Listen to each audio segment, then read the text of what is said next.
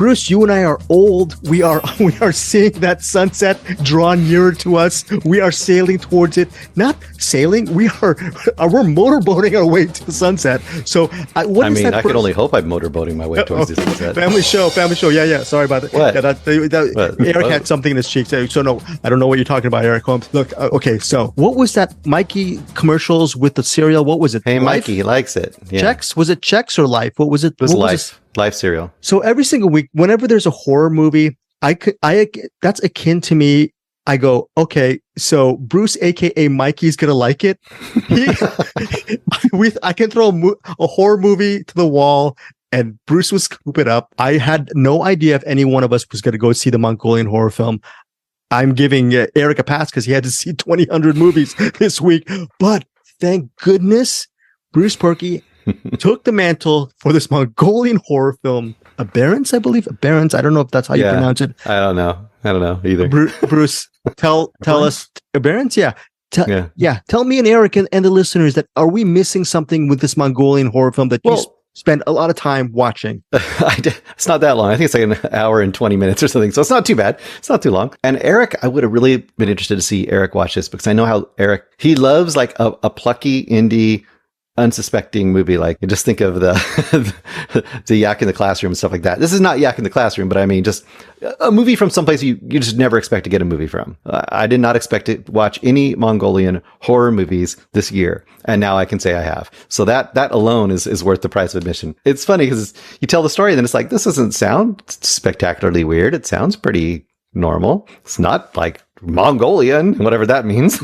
Anyway, it's directed by Baatar Batsukh. I will say the names of the two main characters. I will not say their actual names because I am just going to give up and not try. We have Urkmi. My name is Purkmi. Yeah. Urkmi.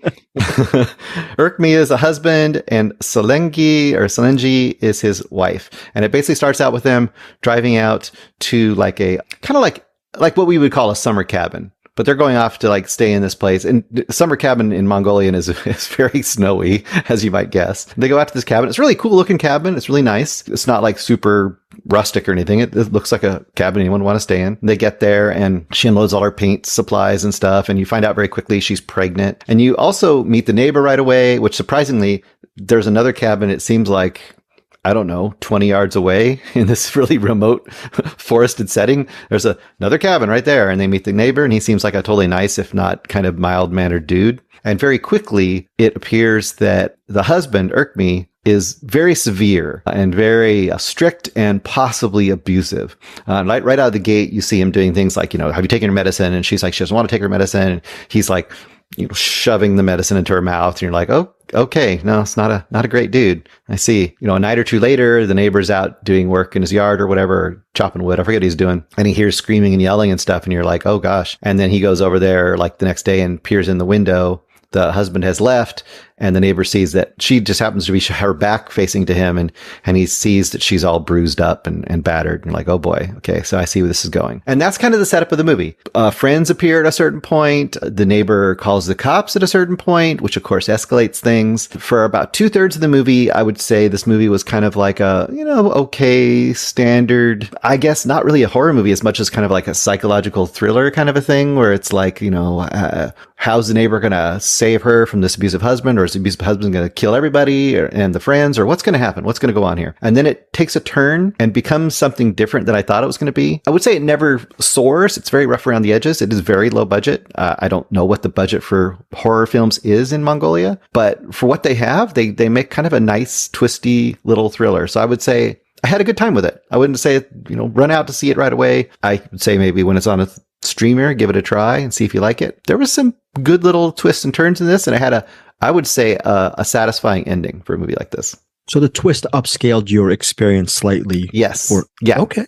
Yeah. If it had just kind of gone down the path it was going all the way to the end, I would have been like, oh, okay. But it was more like, oh, okay. So it was still an okay, but it was like a up okay instead of like, oh, okay, kind of a thing. Okay, so Aberrance, if that's how you pronounce it, it's Yeah. in theaters by Freestyle Digital Media somewhere in North America. It's playing in theaters. Doesn't say anything about Somewhere in North America. I mean, We're going to promote the heck out of this I know. viewing. I don't mean that in a bad way. I'm sure in the repertory. Yeah, look, I who knows? Maybe the big twist. It's playing on your local multiplex. I don't know, but it'll be in theaters on Friday. Bruce, what is your? I apologize to the makers of Aberrance. What is your rating on this movie? My rating is the rating of the week, 3.5 stars. 3.5 stars. Solid, twisty experience and review from the aforementioned Bruce Purkey out of Aberrance. I don't know, Eric. Do you think Eric Holmes is going to 3.5 it, or does he get a 3-star bang the heck out of Aberrance when he sees it? He might 3-star bang. Did you see it? Oh, Eric? no. No?